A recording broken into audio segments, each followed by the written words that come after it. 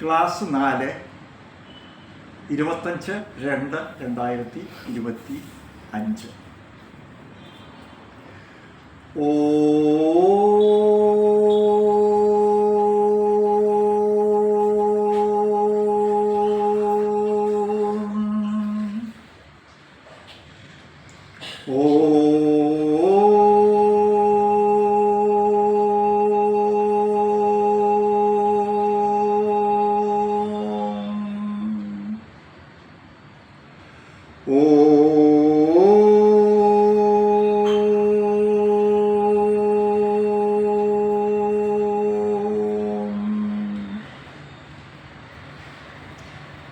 അഗജാനന പത്മാർക്കം ഗജാനനമഹർനിശം അനേകതം സംഭക്താനാം ഏകദന്തമുപാസ്മഹേ.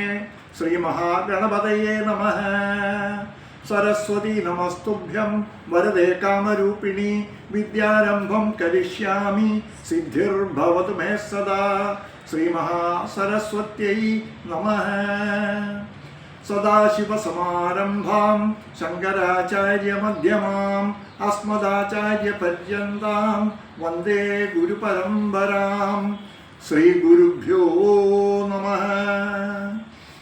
ഓം പാർത്ഥായ പ്രതിബോധിതാം ഭഗവതാ നാരായണേന സ്വയം വ്യാസേന ഗ്രഥിതാം പുരാണമുനിനാ മധ്യേ മഹാഭാരതം. അദ്വൈതാമൃതവർഷിണീം ഭഗവതീം അഷ്ടാദശാധ്യായിനീം അംബ ത്വാമനുസന്തതാമി ഭഗവദ്ഗീതേ ഭവദ്വേഷിണീം. ഭൂതൈർമഹദ്ഭിര്യ ഇമാ പുരോ വിഭുഃ നിർമായസേതേ യദമൂഷു പൂരുഷഃ. ഭുങ്ക്തേ ഗുണാൻ ഷോഡശ ഷോഡശാത്മകഃ സ്വയം കൃഷിഷ്ട ഭഗവാൻ വജാംസി മേ. ഓം സഹനാ ഭവതു സഹനോ ഭുനക്തു സഹ വീര്യം കരവാവഹൈ. തേജസ്വിനാവധീതമസ്തു മാ വിദ്വിഷാവഹൈ. ഓം ശാന്തി ശാന്തി ശാന്തി.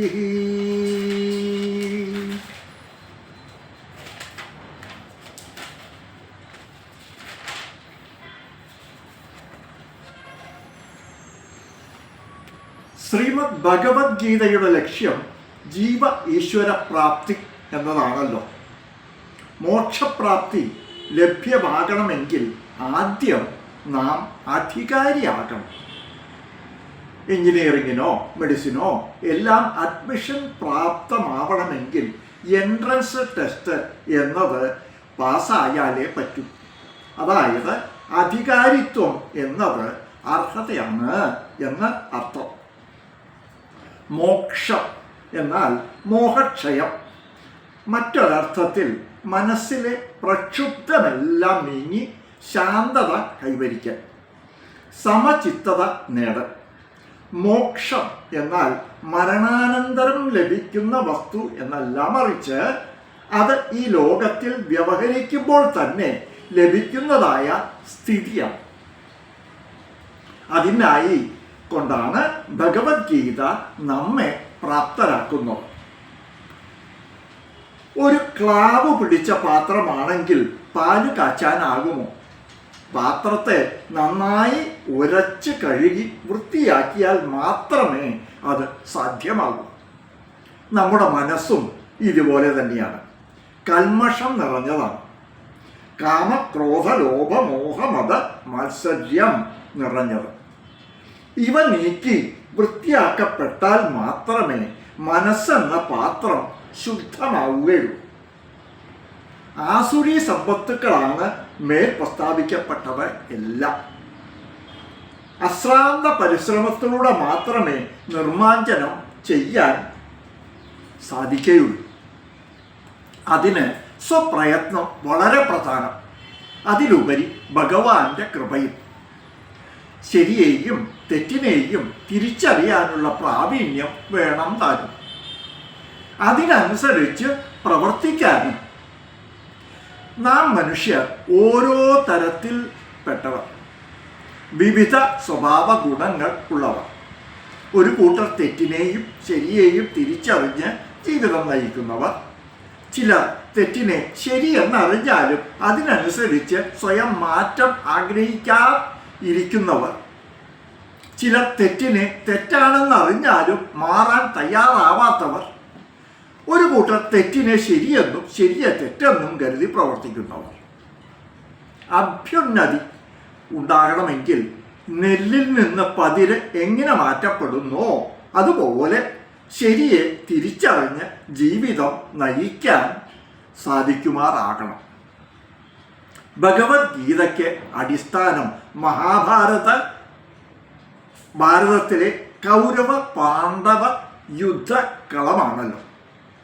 ഒരു ഭാഗത്ത് പഞ്ചപാണ്ഡവർ, മറുഭാഗത്ത് 101 പേരടങ്ങിയ കൗരവർ. അന്ത്യത്തിൽ പാണ്ഡവർ ജയിക്കുന്നു, ധർമ്മം ജയിക്കുന്നു. നാം ആദ്യ അധ്യായത്തിലെ 20 ശ്ലോകങ്ങളാണ് അവസാനിപ്പിച്ചു നിർത്തിയത്. അവയിൽ തത്വ ഉപദേശങ്ങൾ ഒന്നും തന്നെ പരാമർശിക്കപ്പെട്ടിട്ടില്ല. യുദ്ധസന്നാഹങ്ങളും അതിനോടനുബന്ധിച്ച കാര്യങ്ങളുമാണ് വിശദീകരിക്കപ്പെട്ടത്.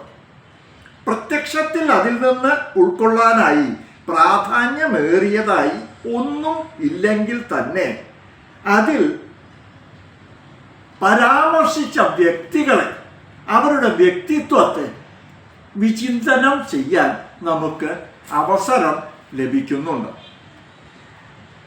ഒന്ന്, ധൃതരാഷ്ട്ര കൗരവ കുലപതി, ദുര്യോധനാദികളുടെ പിതാവ്. മാമക എന്ന ഒറ്റ വാക്കിലൂടെ നമുക്ക് മനസ്സിലാക്കാൻ സാധിക്കണം അദ്ദേഹം എങ്ങനത്തെ വ്യക്തിത്വത്തിൻ്റെ ഉടമയാണ് എന്ന്. എൻ്റെ സൈന്യവും പാണ്ഡവന്മാരുടേതും എന്നാണ് സഞ്ജയനോട് സംബോധന ചെയ്തത് തന്നെ. ജന്മനാ അന്ധൻ, മനസ്സിൻ്റെ അന്ധതയാണ് ഇത് പ്രത്യക്ഷമാക്കുന്നത്.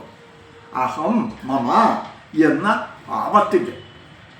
ദുര്യോധനൻ രാജാവാണ്. ഗുരുവായ ദ്രോണരെ ആക്ഷേപിക്കുന്ന തരത്തിലാണ് പെരുമാറുന്നത്. അങ്ങ് യുദ്ധപരിശീലനം നടത്തി പ്രഗത്ഭനാക്കിയ ദൃഷ്ടദ്യുമ്നൻ എങ്ങനെ സൈന്യത്തെ കെട്ടിപ്പടുത്തിരിക്കുന്നു എന്ന് കാണൂ എന്ന് പരിഹാസം രൂപേണയാണ് ദുര്യോധനൻ ദ്രോണരോട് പറയുന്നത്. ഗുരുനിന്ദ. ഭീഷ്മരായാലും ദ്രോണരായാലും അസ്ത്രവിദ്യയിലും ആയോധന കലകളിലും വിശാരദന്മാരാണ്. പൂജ്യം, ഗുരുതുല്യം. എന്നാൽ കൗരവ സൈന്യത്തെ പരിചയപ്പെടുത്തുന്നത് ഞാൻ രാജാവായ സൈന്യം എന്ന രീതിയിലാണ്. അഹങ്കാര സ്ഫുരീകരണം. മതർത്ഥേ എന്നാണ് യോദ്ധാക്കളെ പരിചയപ്പെടുത്തുന്നത്. എനിക്കായി മരണം വരിക്കാൻ പോലും തയ്യാറായവർ എന്ന അഹം മമ എന്നത് തന്നെ. ദുര്യോധനനിലുള്ള ആത്മവിശ്വാസക്കുറവാണ് നാം 10ാം ശ്ലോകത്തിൽ കണ്ടത്.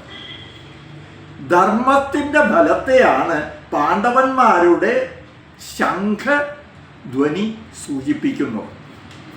ഭഗവത്ഗീതയിലെ 16ാം അധ്യായത്തിൽ ദൈവീ സമ്പത്തിനെയും ആസൂരി സമ്പത്തിനെയും പറ്റി വിശദമായി വിസ്തരിക്കപ്പെടുന്നുണ്ട്. ഇവിടെ ധൃതരാഷ്ട്രനിലും ദുര്യോധനനിലും നാം കണ്ടത് ആസുരീ സമ്പത്ത് ആണ്.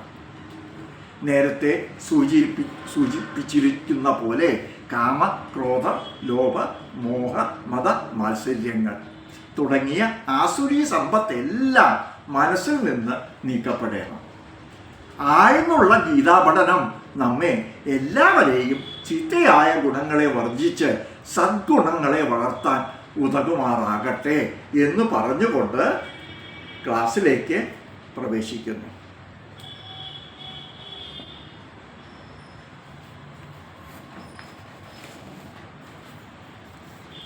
കഴിഞ്ഞ ക്ലാസ്സിൽ 20ാം ശ്ലോകം വരെയാണ് നമ്മൾ പറഞ്ഞു നിർത്തിയത്.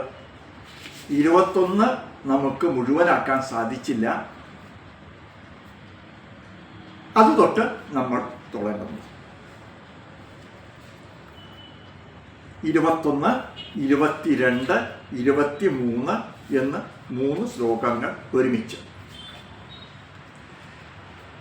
സേനയോരുഭയോർമധ്യേ രഥം സ്ഥാപയമേച്യുതാം യാവദേതാൻ നിരീക്ഷേഹം യോദ്ധുകാമാനവസ്ഥിതാൻ കൈർമയാ സഹ യോദ്ധവ്യം അസ്മിൻ രണസമുദ്യമേ യോത്സ്യമാനാനവേക്ഷേഹം യേതേത്ര സമാഗതാഃ ധാർത്തരാഷ്ട്രസ്യ ദുർബുദ്ധേർ യുദ്ധേ പ്രിയചികീർഷവഃ.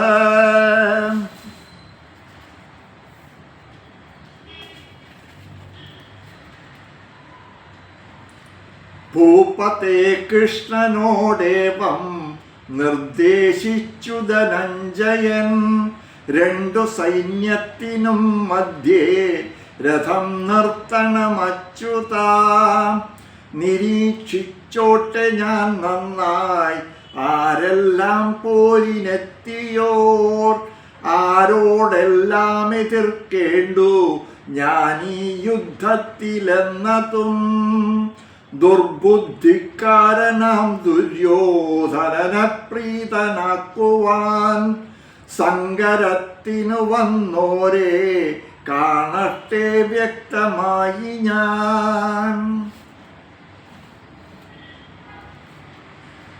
ദുഷ്ടബുദ്ധിയായ ദുര്യോധനനെ യുദ്ധത്തിൽ സന്തോഷിപ്പിക്കുവാനായി ഇവിടെ വന്നിരിക്കുന്നവരെയും ഈ യുദ്ധത്തിൽ ഞാൻ ആരോടെല്ലാം എതിർക്കേണമോ അവരെയും യുദ്ധത്തിൽ തത്പരന്മാരായി ഇവിടെ വന്നു നിൽക്കുന്നവരെയും എനിക്ക് നല്ലവണ്ണം കാണുന്നതിനും യുദ്ധത്തിനായി ഒരുങ്ങി നിൽക്കുന്നവരെ എനിക്ക് നല്ലവണ്ണം നോക്കുന്നതിനും അല്ലയോ അച്യുതാ എൻ്റെ രഥത്തെ രണ്ടു സൈന്യത്തിൻ്റെയും നടുവിലായി നിർത്തിയാലും.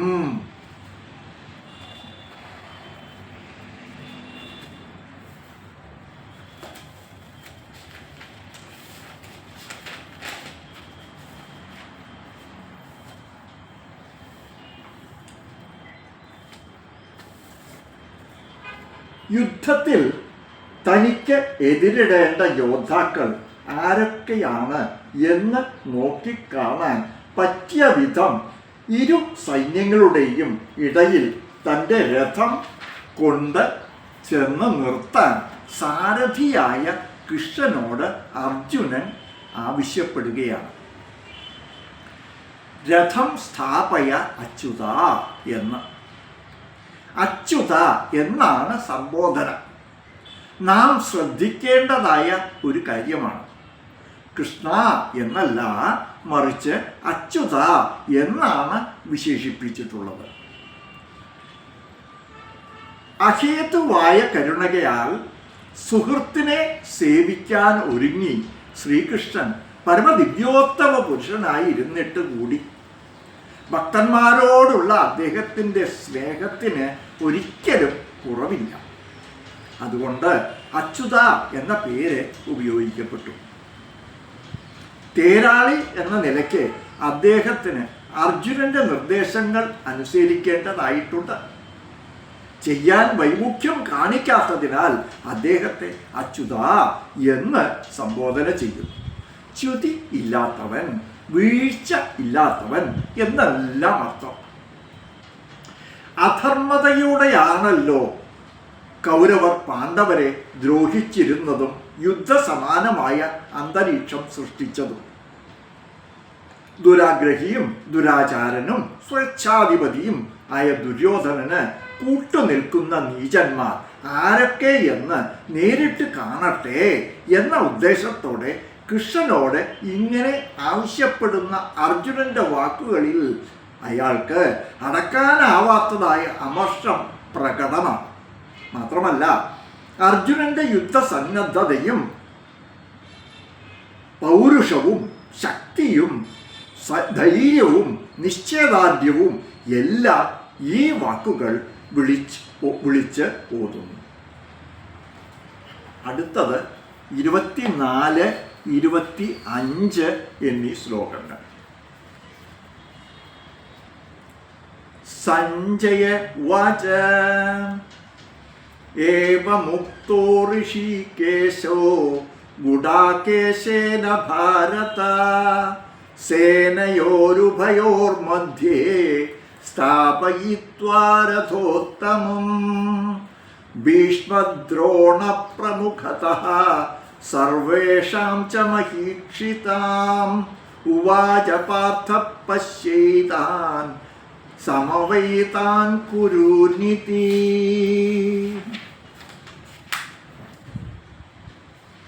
സഞ്ജയൻ പറഞ്ഞു, പ്രഭോ ശ്രീകൃഷ്ണനോടേവം പാർത്ഥൻ പ്രാർത്ഥിക്ക കാരണം രണ്ടു സൈന്യത്തിനും മധ്യേ നിർത്തി ശ്രേഷ്ഠരഥം പരൻ. കാട്ടി നേതാക്കളായി മുന്നിൽ ഭീഷ്മദ്രോണാദിമുഖ്യരെ നോക്കൂ പാർത്ഥാകുരു സൈന്യം ഇവരുൾപ്പെട്ടതാണടോ.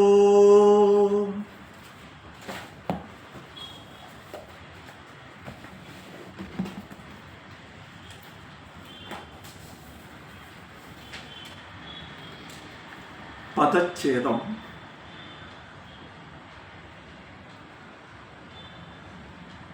സഞ്ജയ ഉവാച.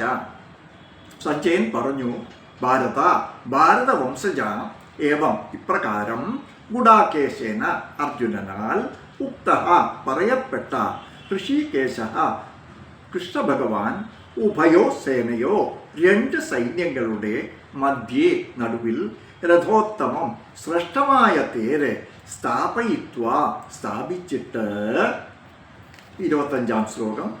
ഭീഷ്മദ്രോണ പ്രമുഖതഃ പ്രമുഖരായ ഭീഷ്മദ്രോണാദികളുടെയും സർവേഷാം എല്ലാം മഹീക്ഷിതാം രാജാക്കന്മാരുടെയും മുമ്പിലായി പാർത്ഥ അല്ലയോ അർജുന സമവേതാൻ ഒന്നിച്ചു ചേർന്നിരിക്കുന്ന ഏതാൻ ഈ കുരൂൻ കൗരവന്മാരെ പശ്യ കണ്ടാലും ഇതി ഉവാച ഭഗവാൻ ഇപ്രകാരം പറഞ്ഞു. സഞ്ജയൻ പറഞ്ഞു, ഹേ ഭാരതപുത്ര, അർജുനന്റെ വാക്ക് കേട്ടിട്ട് കൃഷ്ണഭഗവാൻ ശ്രേഷ്ഠമായ ആ രഥത്തെ ഇരു സൈന്യങ്ങൾക്കും നടുവിൽ കൊണ്ടു നിർത്തി. ഭീഷ്മദ്രോണാദികളുടെയും മറ്റു രാജാക്കന്മാരുടെയും മുന്നിൽ വെച്ച് ഭഗവാൻ ഇങ്ങനെ പറഞ്ഞു, പാർത്ഥ, ഇവിടെ ഒത്തുകൂടിയ കുരുവംശജരെ നോക്കൂ.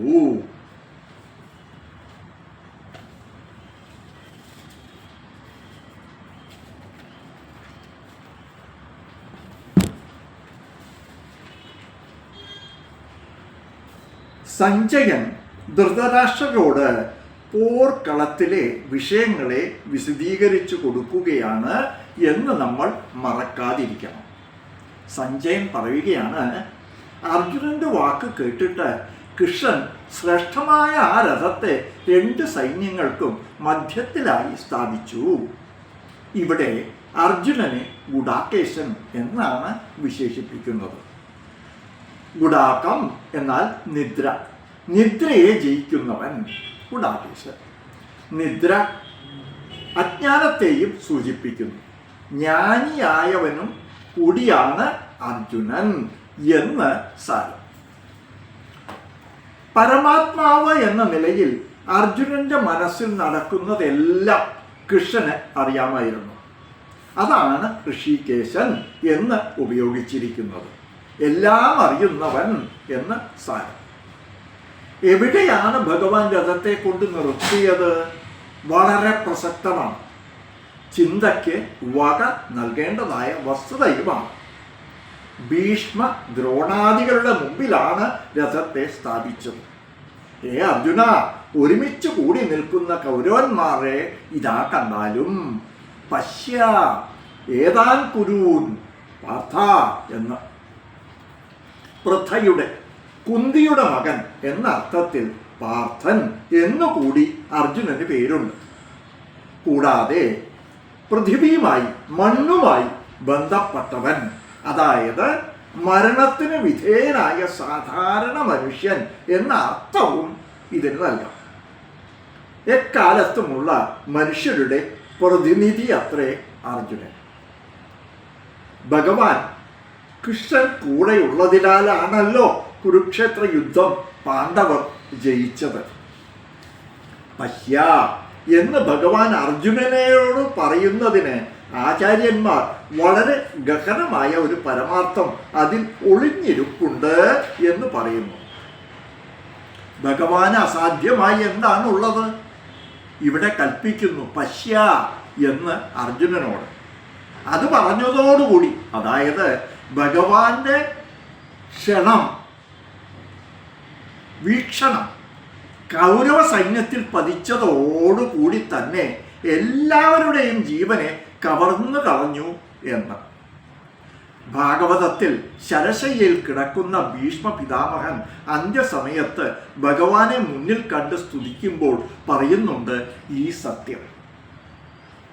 പശ്യ എന്ന വാക്കാണ് അർജുനന്റെ മിഥ്യാസങ്കല്പങ്ങളാൽ പണിത അഭിമാന സൗധത്തെ ചുട്ടു ചാമ്പലാക്കിയത്.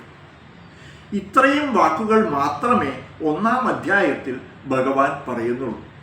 ഇത് അർജുനന്റെ മനസ്ഥൈര്യത്തെ എങ്ങനെ ശിഥിലമാക്കി എന്നും മറ്റും നമുക്ക് കാണാം.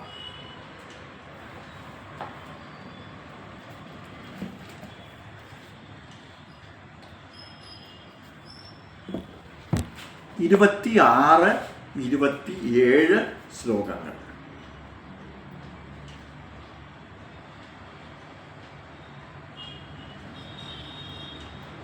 തത്രാ പശ്യ സ്ഥിതാൻ പാർത്ഥ പിതൃനഥ പിതാമഹാൻ ആചാര്യാൻ മാതുലാൻ ഭ്രാതൃൻ പുത്രാൻ പൗത്രാൻ സഖീംസ്തഥാ ശ്വശുരാൻ സുഹൃദൈശ്ചൈവ സേനയോരുഭയോരപി താൻ സമീക്ഷ്യ സ കൗന്തേയ സർവാൻ ബന്ധൂനവസ്ഥിതാൻ കൃപയാ പരയാവിഷ്ടോ വിഷീദന്നിതമബ്രവീത്.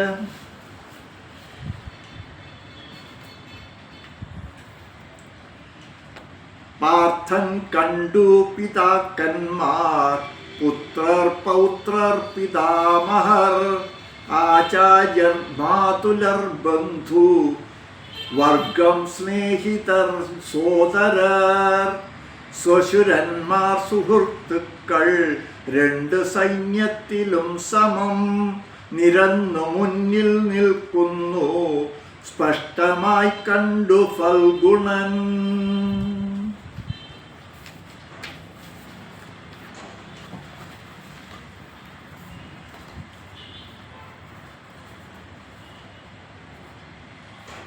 പദച്ഛേദം. ശ്ലോകം 26.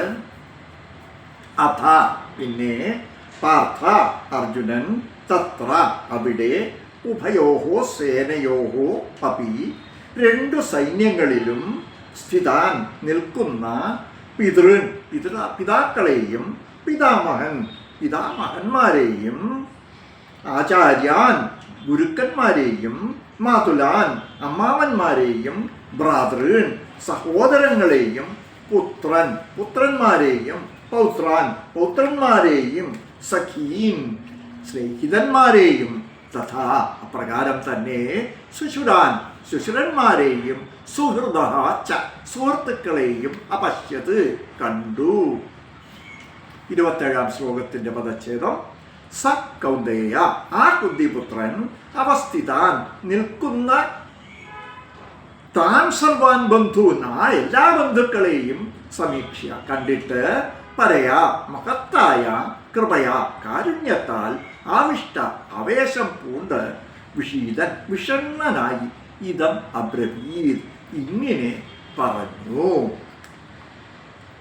ആ യുദ്ധരംഗത്തിൽ 2 സൈന്യങ്ങളുടെയും മധ്യത്തിൽ പിതൃതുല്യരെയും, പിതാമഹരെയും, ഗുരുജനങ്ങളെയും, മാതുലന്മാരെയും, സഹോദരന്മാർ, മക്കൾ, പൗത്രന്മാർ, സുഹൃത്തുക്കൾ, ഭാര്യാപിതാക്കന്മാർ എന്നിവരെയും അർജുനൻ കണ്ടു. ഇങ്ങനെ പല വിധത്തിലുള്ള തനിക്ക് ബന്ധുക്കളായുള്ളവരെ അവിടെ കണ്ടപ്പോൾ കരുണാഭരിതനായി തീർന്ന കുന്തിപുത്രൻ പറഞ്ഞു.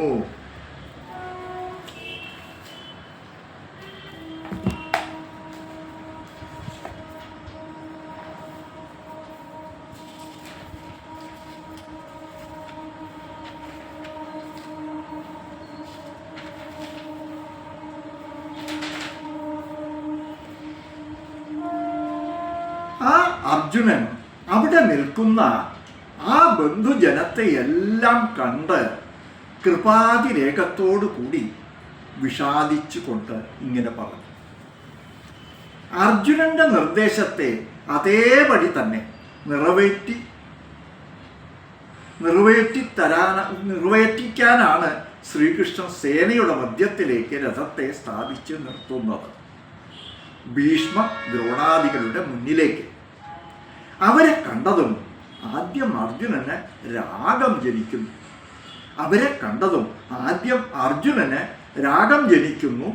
ഒട്ടൽ ജനിക്കുന്നു. പിന്നീട് ഇതിന് പിന്നാലെ ശോകം എന്നത് ഉടലെടുക്കുന്നു. ശോകത്തിന് പിന്നാലെ മോഹം, ഡെലൂഷൻ.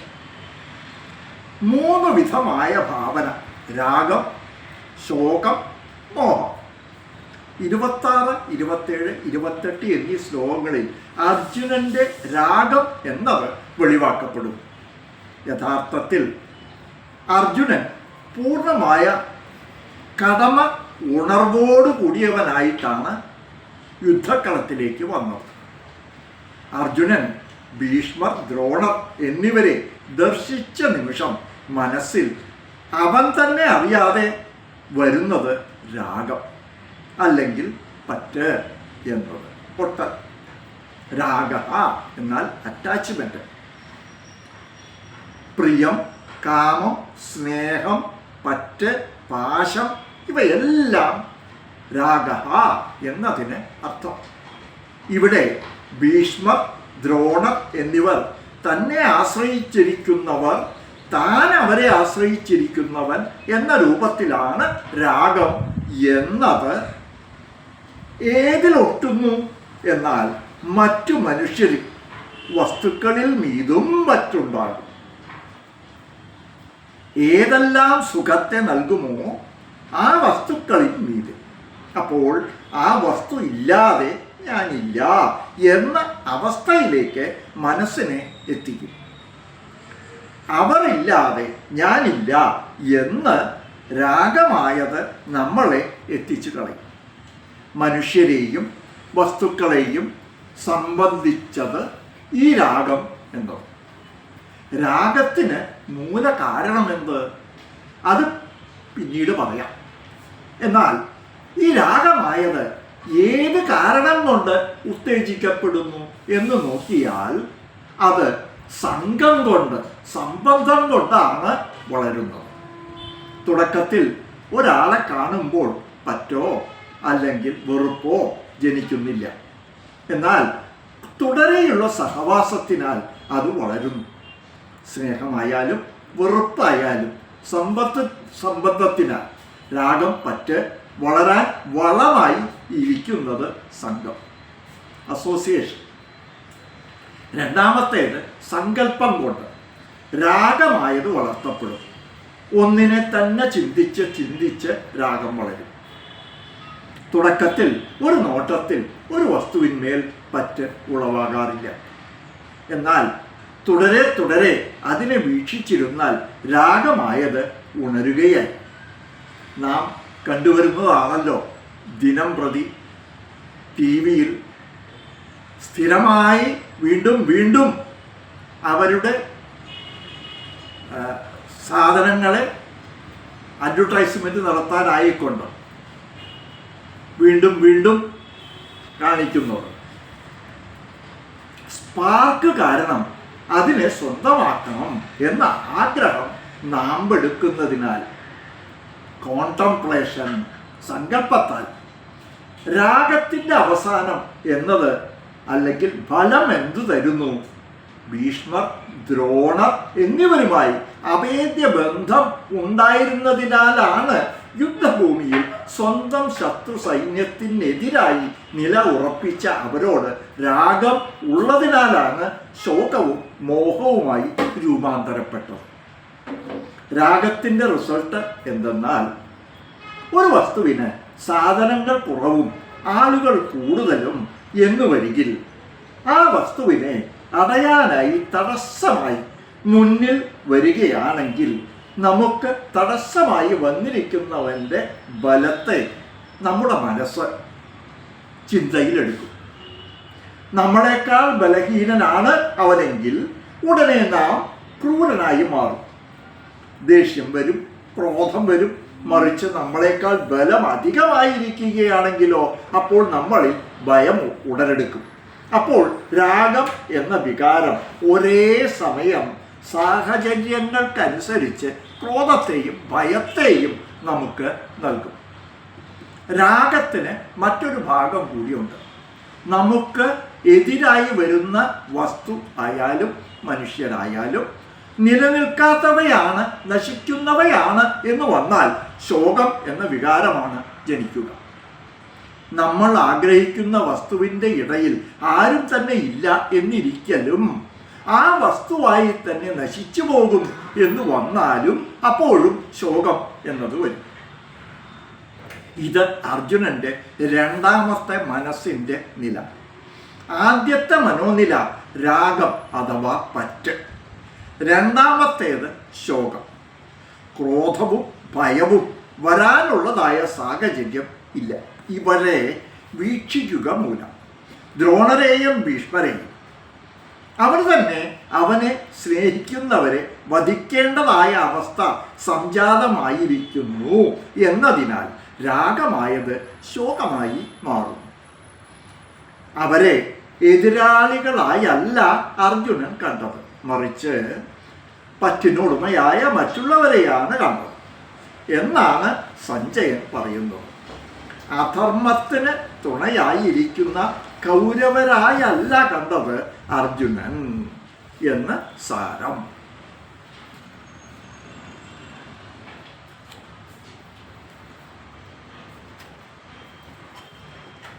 ശ്ലോകങ്ങൾ 28, 29, 30.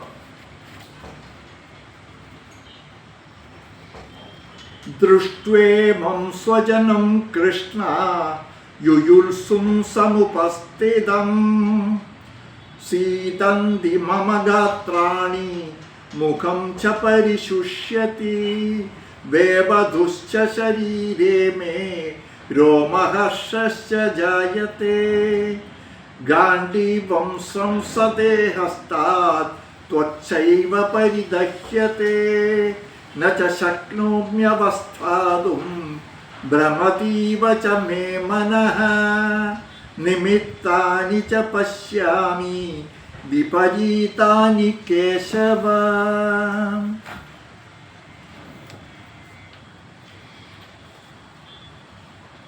ബന്ധുമിത്രാദിയാണെല്ലാം നന്നായി പാർത്തനുബോധ്യമായി അനുകമ്പാദ്രനായേറ്റം വിഷാദിച്ചേവ മോദിനാൻ ആഹവത്തിനു വന്നെത്തി നിൽക്കുമീ സ്വജനങ്ങളെ കാൺകയാൽ തളരുന്നെൻ്റെ ദേഹം വല്ലാതെ ശ്രീപതേ വരളുന്നെൻ്റെ മുഖം നാവും തനുവും കുഴയുന്നു പുകച്ചിൽ നീറ്റലും ത്വക്കിൽ സഹികെട്ടോരവസ്ഥയായി.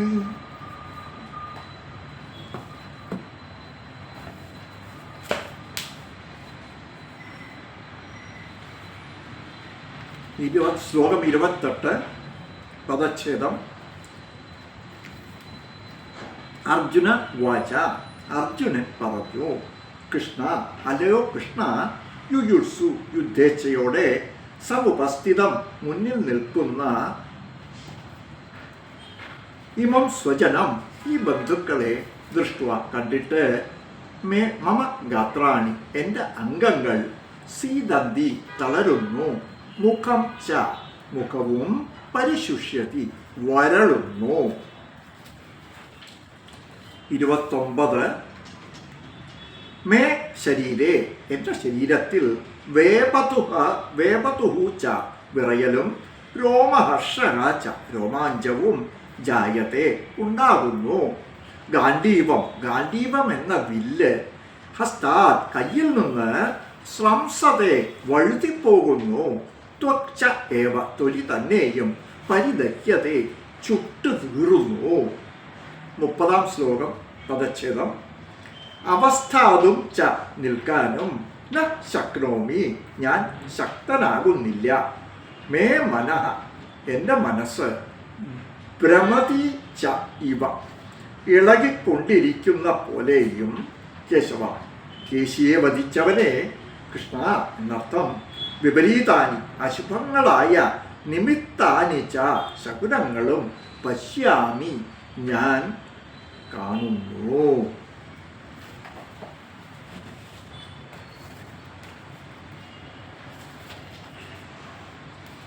അല്ലയോ കൃഷ്ണ, യുദ്ധത്തിനായി ഒരുങ്ങി നിൽക്കുന്ന ഈ ബന്ധുജനത്തെ കണ്ടിട്ട് എൻ്റെ അംഗങ്ങൾ തളരുന്നു, എൻ്റെ വായ് വരളുന്നു, ശരീരം വിറയ്ക്കുകയും ചെയ്യുന്നു. ഗാന്ധീവം കയ്യിൽ നിന്ന് പിടിമുറുകാതെ വീഴുന്നു. ദേഹത്തിലെ തൊലി തന്നെയും എരിപൊരി കൊള്ളുന്നു. ഉറച്ചു നിൽക്കുവാൻ ഞാൻ ശക്തനല്ല. എൻ്റെ മനസ്സ് സംഭ്രമിക്കുന്നത് പോലെ തോന്നുന്നു. അല്ലയോ കേശവ, വിപരീതങ്ങളായ ശകുനങ്ങളും ഞാൻ കാണുന്നു.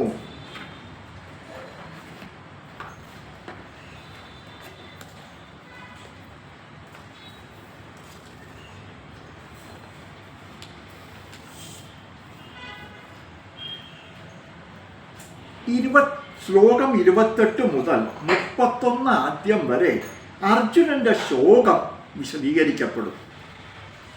മനസ്സിൻ്റെ രണ്ടാമത്തെ അവസ്ഥ ശോകം എന്നത്. ആദ്യം അർജുനന് രാഗമാണ് ഉണ്ടായത്. ആരും ദുഃഖം വരണം എന്ന് മനസ്സാൽ ആഗ്രഹിക്കുകയില്ലല്ലോ. ശോകം നാം ദർശിച്ചാലും ശോകത്തെ ഇഷ്ടപ്പെടുകയില്ല. നമ്മുടെ അഹങ്കാരത്തിനും മീതെ ഒന്നിരിക്കുന്നത് കൊണ്ടാണല്ലോ നാം അനുഭവിക്കേണ്ടി വരുന്നത്. അർജുനന്റെ ശോകം എന്നത് തന്നെ ഒരു സാധനയായി മാറിപ്പോകുന്നു. കാരണം ഈ ശ്ലോകത്തിൽ നിന്ന് മോചനം നേടി മോക്ഷത്തിന് തയ്യാറാകും. അപ്പോൾ ശോകം വന്നാൽ നാം എന്തു ചെയ്യണം? അത് ഒരു പടി എന്ന് മനസ്സിലാക്കണം. ഈ ശോകം എന്ന ഭാവന ഒരു യോഗമായി മാറുവാൻ പോകുന്നു. രാമായണ രചന തന്നെ ഒരു ശോകത്തെ കൊണ്ട് ശ്ലോകത്താലാണ് എന്ന് പറയപ്പെടുന്നു. ഇവിടെ അർജുനന്റെ ശോകത്തിന് അർജുനൻ ആനന്ദത്തിലേക്ക് വരുവാനായി ആദ്യത്തെ പടിയായി ഇരിക്കുന്നു. മനസ്സിൽ നിന്ന് വരുന്ന ദുഃഖത്തെ ശാസ്ത്രം സംസാരം എന്ന് വിളിക്കുന്നു. ദുഃഖം എന്നത് വേറെ, വേദന എന്നത് വേറെ. ശാസ്ത്രമായത് നമ്മളിലുള്ള ശോകത്തെ നിവൃത്തി ചെയ്യുന്നു. അല്ലാതെ നമ്മുടെ പ്രാരബ്ധ കർമ്മത്താൽ വരുന്ന ദേഹത്തിൻ്റെ ന്യൂനതകൾ, സാഹചര്യങ്ങൾ ഇതെല്ലാം അനുഭവിച്ചാകണം. അത് രാമനായിരുന്നാലും കൃഷ്ണനായിരുന്നാലും ശ്രീകൃഷ്ണ പരമഹംസരായിരുന്നാലും രമണ മഹർഷി ആയിരുന്നാലും അനുഭവിച്ചു തന്നെ ആകണം. ഏത് മഹാന്മാരായാലും ഇത് ബാധകം തന്നെ. ദേഹത്തിന് വരുന്ന വേദനകളിൽ നിന്ന് സ്വാതന്ത്ര്യം നേടുന്നില്ല, മറിച്ച് ആ സുഖക്കേടുകളിൽ നിന്നുള്ള വേദന എന്ന ദുഃഖത്തിൽ നിന്ന് വിമോചനം നേടുന്നു. വേദനയുള്ളതായി മനസ്സിൽ തോന്നപ്പെടില്ല എന്ന് ചുരുക്കം. ആ വേദനയെ, സാഹചര്യത്തെ ശോകമായി മാറ്റുന്ന നിലയിലിരുന്ന് മനസ്സിനെ ദൃഢപ്പെടുത്തി തരും.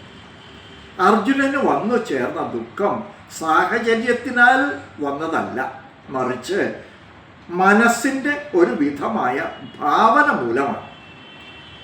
രാഗനിമിത്തത്തിനാലാണ് ശോകം വന്നത്. ഈ ശോകത്തിനാൽ എനിക്ക് ഇവിധമുള്ള മാറ്റങ്ങളെല്ലാം വന്നു എന്ന് പറയുന്നു. യുദ്ധം ചെയ്യാനായി ഇവിടെ വന്നിരിക്കുന്ന സ്വജനങ്ങൾ, എൻ്റെ ആളുകളെ, ഇതിനു മുമ്പ് അർജുനൻ പറഞ്ഞത് ധൃതരാഷ്ട്രസ്യ ദുർബുദ്ധേഹേ എന്നാണ് എന്ന് നാം ഓർക്കണം. അങ്ങനെ വെവ്വേറെ ആയി കണ്ടതിനാൽ അർജുനൻ ഇപ്പോൾ നമ്മളെ ആശ്രയിച്ചിരിക്കുന്നവർ എന്നായി ചിത്രീകരിക്കുകയാണ്. യുദ്ധക്കളത്തിൽ എതിരാളികളായ സ്വജനത്തെ വീക്ഷിച്ച് ഉടൻ.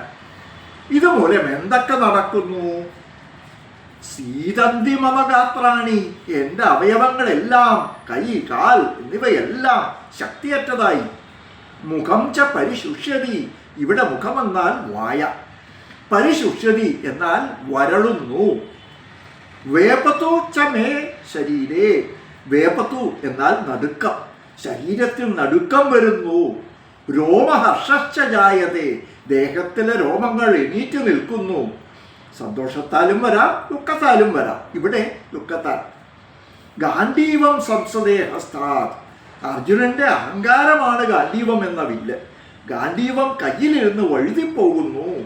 സ്ത്വക്ച ഏവ പരിദഹ്യതേ, ദേഹമെല്ലാം എരിപുരി കൊള്ളുന്നു, എരിച്ച്. എന്നുവെച്ച ശക്നോമി അവസ്ഥാതും, അവസ്ഥാതും എന്നാൽ നിൽക്കാനും കൂടി കഴിയുന്നില്ല. ശക്തിയെ ഞാൻ നഷ്ടപ്പെടുത്തി.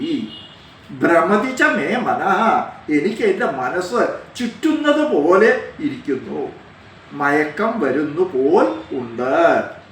ഇതെല്ലാം അർജുനന്റെ ശോകത്താൽ വന്ന ബലം. നിമിത്താനി ച പശ്യാമി വിപരീതാനി കേശവ, ദുഃഖത്തോടെ കണ്ടപ്പോൾ പറ്റുവന്ന് ആഗ്രഹം വന്നു. കൂടാതെ ആ ദുഃഖത്തോടു കൂടി ഈ ലോകത്തെ വീക്ഷിക്കുമ്പോൾ കാണുന്നതെല്ലാം തന്നെ ചീത്ത ശകുനമായി തോന്നുന്നു. കാണുന്നതെല്ലാം ചീത്ത എന്ന് തോന്നിപ്പോകും. വിപരീതമായ ശകുനമായി അനുഭവപ്പെടുന്നു. ഇവിടെ ഉപദേശിക്കപ്പെടുന്നത് എന്തെന്നാൽ, ശകുനം ശരിയോ തെറ്റോ എന്തായാലും ഒരു ഉയർച്ചയും താഴ്ചയും എല്ലാം ദുഃഖത്തിലാണെങ്കിൽ സാധമായി തോന്നില്ല. മനസ്സ് തന്നെ ശക്തിഹീനമായി തീർക്കപ്പെടും. 99% ശകുനം നമ്മുടെ ബലഹീനത്തിൽ നിന്നാണ് വരുന്നത്. അർജുനന്റെ മനസ്സിൽ ശോകം വന്ന്, ഭയം വന്ന് കാണുന്നതെല്ലാം തന്നെ വിപരീതമായി തോന്നപ്പെടുന്നു. ഒന്നും തനക്ക് അനുകൂലമായി വെളിപ്പെടുന്നില്ല.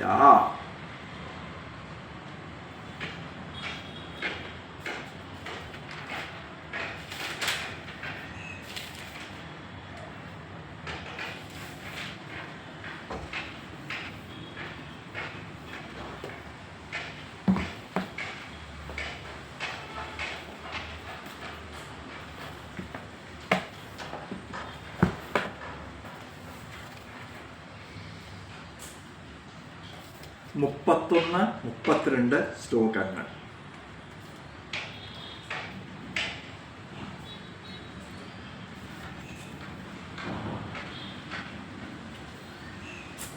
നച ശ്രേയോനുപശ്യാമി ഹത്വാ സ്വജനമാഹവേ, ന കാംക്ഷേ വിജയം കൃഷ്ണ ന ച രാജ്യം സുഖാനി ച, കിം നോ രാജ്യേന ഗോവിന്ദ കിം ഭോഗൈർജീവിതേന വാ.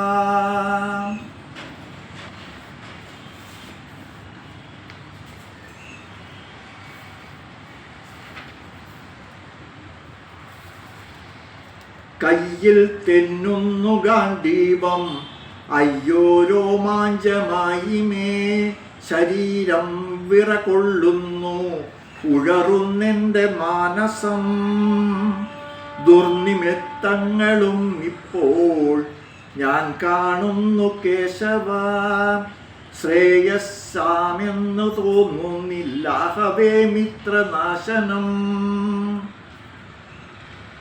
കാക്ഷിക്കുന്നില്ല സാമ്രാജ്യം വിജയം സുഖവും പ്രഭോ, ഇവ കൊണ്ടെന്തു സൗഭാഗ്യം ജീവിതം കൊണ്ടു തന്നയം.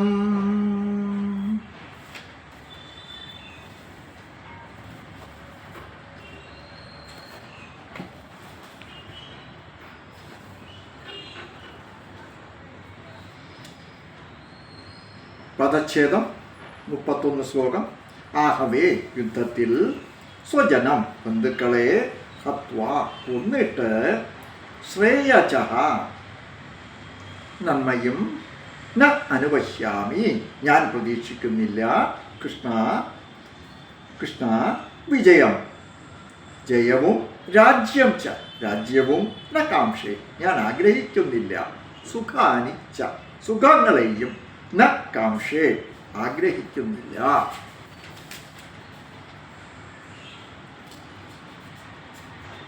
ഗോവിന്ദ കൃഷ്ണ ന, ഞങ്ങൾക്ക് രാജ്യേന, രാജ്യം കൊണ്ട്, കിം എന്ത്, ഭോഗൈഹി പ്രയോജനം, ഭോഗങ്ങളെ കൊണ്ടും, ജീവിതേനവ ജീവിതം കൊണ്ടുപോലും, കിം എന്ത്, എന്തെന്ന് പറഞ്ഞാൽ പ്രയോജനം, നഹ ഞങ്ങൾക്ക്, യേശാം അർത്ഥേ യാതൊരുവർക്കു വേണ്ടി, രാജ്യം രാജ്യം, കാക്ഷിതം ആഗ്രഹിക്കപ്പെടുന്നുവോ, ഭോഗ സുഖാനിച്ച ഭോഗങ്ങളും സുഖങ്ങളും.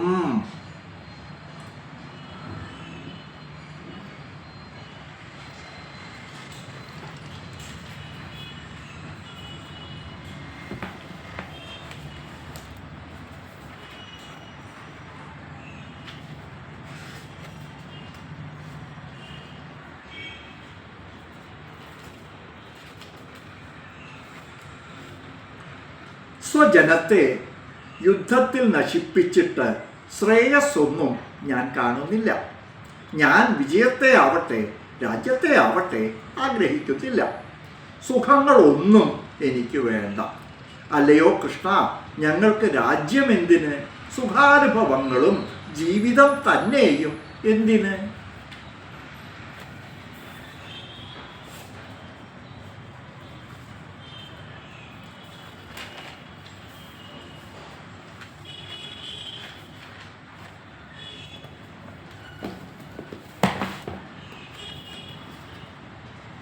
സ്വജനത്തെ യുദ്ധത്തിൽ നശിപ്പിച്ചിട്ട് ശ്രേയസ്സൊന്നും ഞാൻ കാണുന്നില്ല. ഞാൻ വിജയത്തെ ആവട്ടെ രാജ്യത്തെ ആവട്ടെ ആഗ്രഹിക്കുന്നില്ല. സുഖങ്ങളൊന്നും എനിക്ക് വേണ്ട. അല്ലയോ കൃഷ്ണ, ഞങ്ങൾക്ക് രാജ്യമെന്തിന്, സുഖാനുഭവങ്ങളും ജീവിതം തന്നെയും എന്തിന്? ഈ ശ്ലോകത്തിലിരുന്ന് 46ാമത് ശ്ലോകം വരെ അർജുനൻ്റെ മനസ്സിൽ വരുന്ന മൂന്നാമത്തെ മാറ്റം കാണപ്പെടുന്നു. മോഹം, മയക്കം, തെറ്റായ അറിവ് എന്നതാണ് ഉത്ഭവിക്കുന്നത്. രാഗവും ശോകവും കഴിഞ്ഞ് മൂന്നാമത്തെ മോഹം എന്നത് മോഹത്തിൻ്റെ ഫലം എന്ന് വിശദീകരിക്കപ്പെടും. മോഹം എന്നാൽ എന്ത്? ഒരു വിചാരം ചെയ്യാം. രാഗം എന്നത് പറ്റ്, കൃപ എന്നെല്ലാം കണ്ടു. അതിൻ്റെ ഒരു ഫലം ശോകം. അതിൻ്റെ അതേ രാഗത്തിൻ്റെ മറ്റൊരു ഫലമാണ് മോഹം. മോഹത്തിനും ഉൽപ്പത്തി സ്ഥാനം പറ്റ് തന്നെയാണ്. ശോകം രാഗത്തിലിരുന്ന് ഉത്ഭവിക്കുന്നു, പറ്റിലിരുന്നു. മോഹത്തിനും ഉൽപ്പത്തി സ്ഥാനം രാഗം, പറ്റ്. മോഹത്തെപ്പറ്റി അറിയുന്നതിന് മുൻപായി ആദ്യം നമ്മുടെ മനസ്സിനെ പറ്റി ചിലത് മനസ്സിലാക്കേണ്ടതായിട്ടുണ്ട്. ശാസ്ത്രത്തിൽ മനസ്സിനെ അന്ധകരണം എന്ന് പറയും. കരണം എന്നാൽ ഇൻസ്ട്രുമെൻ്റ്, അന്ധ അകത്തിരിക്കുന്ന എന്ന് അർത്ഥം. ചുരുക്കത്തിൽ കാണാൻ പറ്റാത്ത എന്ന മീനിങ്. കണ്ണിന് കാണാൻ പറ്റാത്ത ഒരു ഇൻസ്ട്രുമെൻ്റ്. ബാഹ്യകരണം എന്നാൽ കാത്, കണ്ണ് എക്സെട്ര, പുറമെ അറിയുന്നത്. നമുക്ക് വിചാരങ്ങളെല്ലാം വരുന്നുണ്ടല്ലോ, അതിനെല്ലാം പൊതുവായ പേര് അന്ധകരണം. ഇത് രണ്ടായി പിരിക്കപ്പെടുന്നു. മനസ്സ് എന്നത്, അതിനെ മനസ്സ്, ബുദ്ധി എന്ന് രണ്ടായി. മനം എന്നതും വികാരങ്ങളോട് കൂടിയത്, ബുദ്ധി എന്നതും വിചാരങ്ങളോട് കൂടിയത്. അകത്തിരിക്കുന്ന വികാരങ്ങളെ വെവ്വേറെ പിരിച്ച് ഇന്നന്ന വികാരം മനസ്സിൻ്റെ, ഇന്നത് ബുദ്ധിയുടേത് എന്ന് തരം തിരിക്കുന്നു. എങ്ങനത്തെ വികാരങ്ങൾ സംശയാസ്പദമായി തോന്നുമോ, അതായത് ആഗ്രഹം, കോപം, അസൂയ, ഇതെല്ലാം മനസ്സ് എന്ന് പറയുന്നു, ഫീലിങ്സ്. എങ്ങനത്തെ വികാരങ്ങൾ ഒരു സാഹചര്യത്തിൽ നിശ്ചയം ചെയ്യപ്പെടുന്നോ, ആ നിശ്ചയം ചെയ്യുന്ന ഭാഗത്തിന് ബുദ്ധി എന്ന് പേര്. ഇത് ഇങ്ങനത്തെ തന്നെ എന്ന് നിർണയം ചെയ്യുന്നവ നിശ്ചയാത്മിക ബുദ്ധി.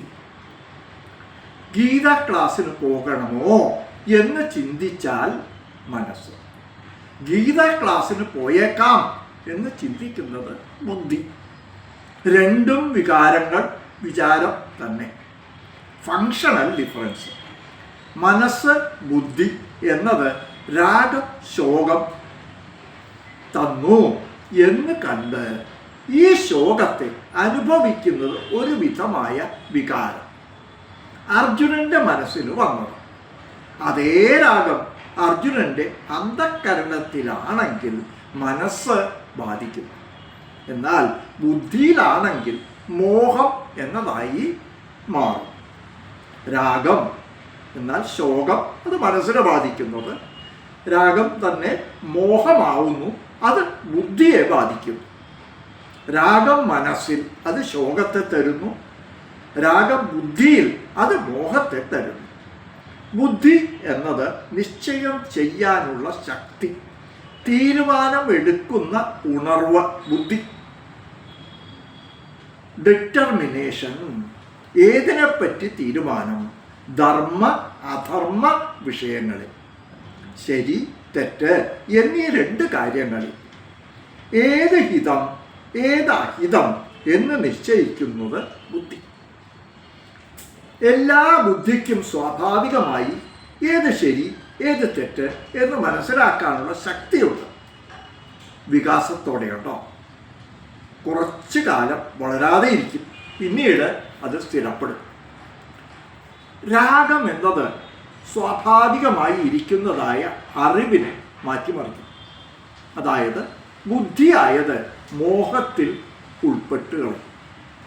ശരി തെറ്റ് എന്ന അറിവിനെ മാറ്റി ചിന്തിക്കാൻ പ്രേരിപ്പിക്കുന്നതിനെയാണ് മോഹം എന്ന് പറയുന്നത്. ഏത് ശരി എന്നതിനെ തെറ്റ് എന്ന് നിർണയിക്കും, ഏത് തെറ്റ് അതിനെ ശരിയെന്ന് വിപരീതമായി. ബുദ്ധിയെ ചിന്തിക്കാൻ തോന്നിക്കുന്നത് മോഹം.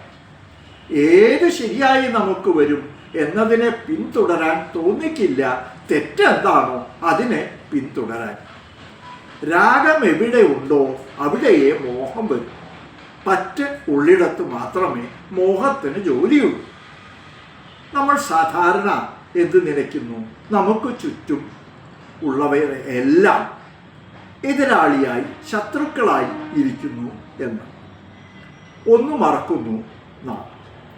നമ്മുടെ ബുദ്ധി മോഹത്തിൽ ഉൾപ്പെട്ടു പോയാൽ ശത്രു എന്നാൽ ആര് നമുക്ക് ദ്രോഹം ചെയ്യാൻ ആഗ്രഹിക്കുന്നവൻ, അതേമാതിരി ബുദ്ധി നമുക്ക് നാശത്തെ നൽകും. അർജുനന് ഏത് ധർമ്മം ഏത് അധർമ്മം എന്ന് തിരിച്ചറിയാൻ പറ്റാത്തവനായി മോഹവശത്തിൻ്റെ അടിമത്തത്തിൽ വന്നു ചേർന്നിരിക്കുന്നു. യഥാർത്ഥത്തിൽ തുടക്കത്തിൽ അർജുനന് ശരിയായത് എന്തെന്ന് ബോധമുണ്ടായിരുന്നു. യുദ്ധം ചെയ്യണം എന്നല്ല. പക്ഷേ രാഗം പറ്റ് അത് അർജുനനെ മോഹത്തിലേക്ക് നയിച്ച് ശരിയെ തെറ്റായി തോന്നിപ്പിച്ച് ഇவ்விധം ചിന്തിക്കാൻ ഇടവരുത്തി. തുടക്കത്തിൽ തെളിവിലായിരുന്ന അർജുനൻ എന്നാൽ മോഹം ബുദ്ധിയെ തെറ്റായ ദിശയ്ക്ക് കൊണ്ടുപോയി. ഏത് കാര്യവും ചെയ്യണമെങ്കിൽ മനസ്സും ബുദ്ധിയും ചേർന്നേ ചെയ്യാൻ പറ്റും. കോൺഫ്ലിക്റ്റോടെ അധികം കാലം ചെയ്യാൻ പറ്റും. ധർമ്മം എന്തു പറയണം? യുദ്ധം ചെയ്യൂ. പക്ഷേ മോഹം അതിനെ ചഞ്ചല രൂപത്തിലാക്കി. കൂടാതെ തൻ്റെ ചിന്തയെ ജസ്റ്റിഫൈ ചെയ്യാൻ ശ്രമിക്കുന്നു. ബുദ്ധിക്ക് യഥാർത്ഥത്തിൽ അറിയാം ഏത് ധർമ്മം ഏത് അധർമ്മം എന്നല്ല. പക്ഷേ ചില സന്ദർഭങ്ങളിൽ നമ്മുടെ മനസ്സായത് ബുദ്ധിയെ പതിയെ മാറ്റി നിർത്തി തെറ്റായതിനെ സ്വീകരിക്കാൻ നമ്മെ പ്രേരിപ്പിക്കും.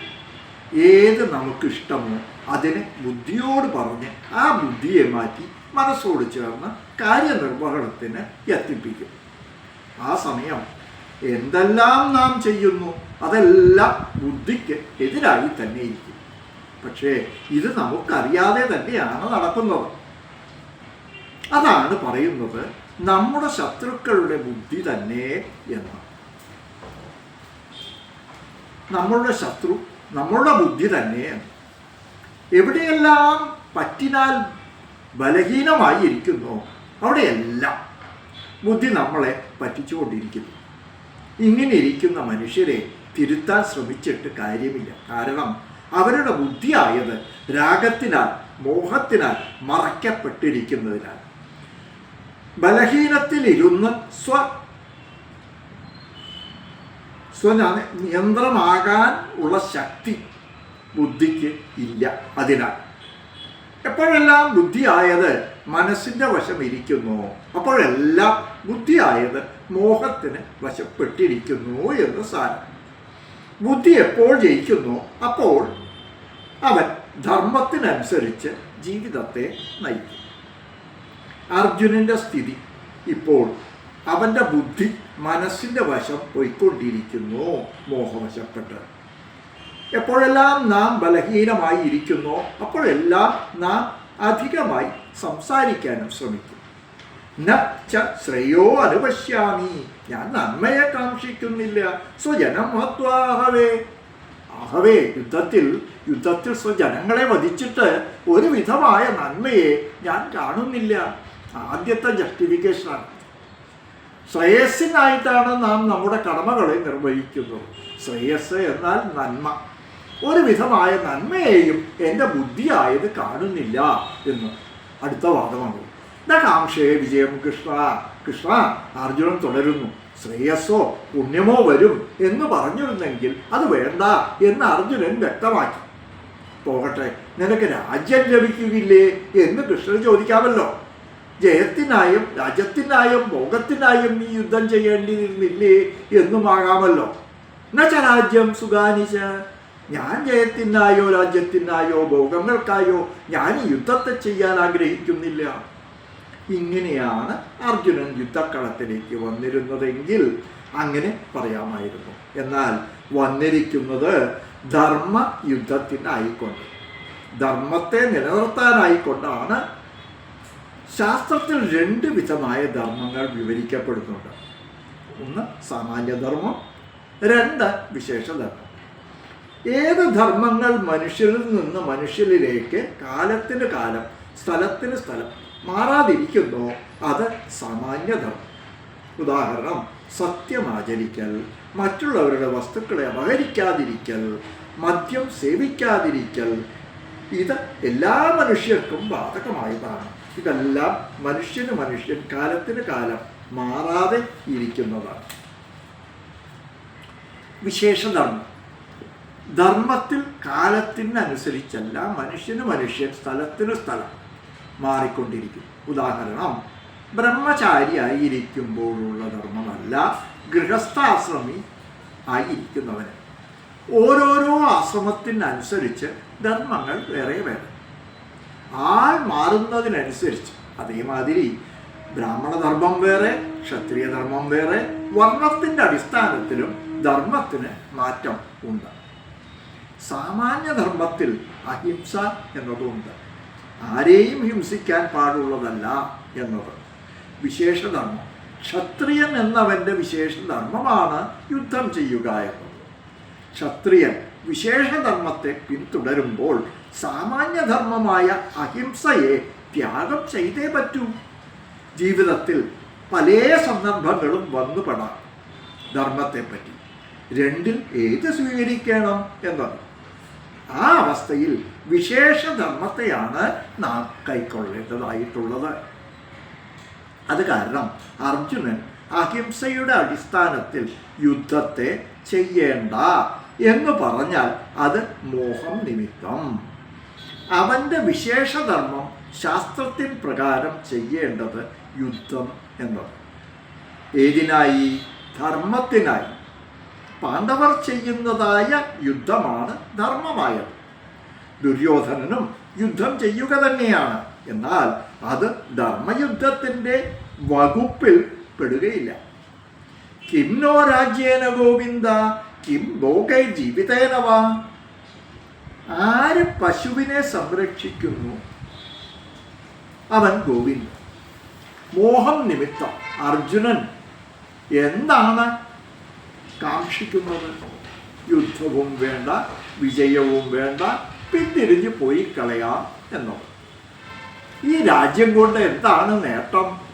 ഇവിടെ കിം എന്ന വാക്കിന് ആക്ഷേപാർത്ഥമാണ്. യഥാർത്ഥത്തിൽ കിം എന്ന സംസ്കൃതത്തിൽ ഏതിന് എന്താണ് എന്നർത്ഥം. അതുകൊണ്ട് എന്ത് എന്ന് ചോദിക്കുമ്പോൾ ഭോഗത്തിനാൽ എന്തു തന്നെ നാം നേടിയിടും? ജീവിതേനവാ, ജീവിച്ചിട്ടുകൂടി എന്ത് ലാഭം? ഇതിന് വിദേഹ വൈരാഗ്യം, ശ്മശാന വൈരാഗ്യം എന്ന് നമ്മൾ പറയും. ഈ സമയത്ത് വൈരാഗ്യം എന്നത് വരുന്നു. എപ്പോഴും രാജ്യം നേടണം, ഭോഗം വേണം എന്നെല്ലാം ഉറച്ച് ഉണ്ടായിരുന്നതായ ക്ഷത്രിയ ബുദ്ധിക്ക് മോഹം എന്നത് മൂലം എന്തിന് രാജ്യം, എന്തിന് ഭോഗം, ജീവിതം തന്നെ എന്തിനെന്ന് സ്വയം ചോദിക്കാൻ പ്രേരിതനാകുന്നു. ഇത് നല്ല അർത്ഥത്തിൽ നാം ദർശിക്കുകയാണെങ്കിൽ ജീവിതത്തിൽ വൈരാഗ്യം ഏർപ്പെടുന്നു എന്ന് കരുതണം. മോഹം വൈരാഗ്യത്തിന് വഴി തുറന്നു കൊടുത്തു എന്ന്. സുഖത്തിൽ വൈരാഗ്യം, ജയത്തിൽ വൈരാഗ്യം, രാജ്യത്തിൽ വൈരാഗ്യം തോന്നുന്നു. സുഖം ത്യാഗം ചെയ്യുക, പൊസിഷൻ ത്യാഗം ചെയ്യുക എന്നതെല്ലാം അത്ര എളുപ്പമല്ല. കോടതിയിൽ ചെന്നാൽ നമുക്കിത് ശരിക്കും മനസ്സിലാകും. ഒരേ ഉദരത്തിൽ പിറന്ന് അടുത്തടുത്ത് എത്രയോ വർഷം താമസിച്ച ജ്യേഷ്ഠാനുജന്മാർ 1 ഇഞ്ച് സ്ഥലം പോലും വിട്ടുകൊടുക്കാൻ തയ്യാറാകാതെ തമ്മിൽ പോരടിക്കുന്നത് ത്യാഗം ചെയ്യാൻ മനസ്സ് ഇല്ലാത്തതിലാണ്. ബുദ്ധിയിൽ മോഹമുള്ളപ്പോഴാണ് ഇങ്ങനെ അർജുനൻ യുദ്ധം വേണ്ട എന്ന് പ്രസ്താവിക്കുന്നത്. നല്ല വശം കൂടി കാണണം എന്ന് ആചാര്യന്മാർ പറയും. അതുമൂലം ത്യാഗബുദ്ധി, അതുവഴി വൈരാഗ്യവും വന്നു എന്ന് നാം കാണണം.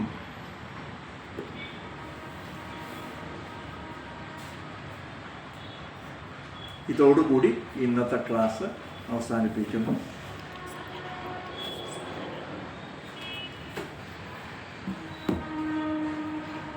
ഓം പൂർണ്ണമദ പൂർണ്ണമിദം പൂർണ്ണാത് പൂർണ്ണമുദച്യത്തെ പൂർണ്ണസ്യ പൂർണ്ണമാദായ പൂർണ്ണമേവാവശിഷ്യത്തെ. ഓം ശാന്തി ശാന്തി ശാന്തി.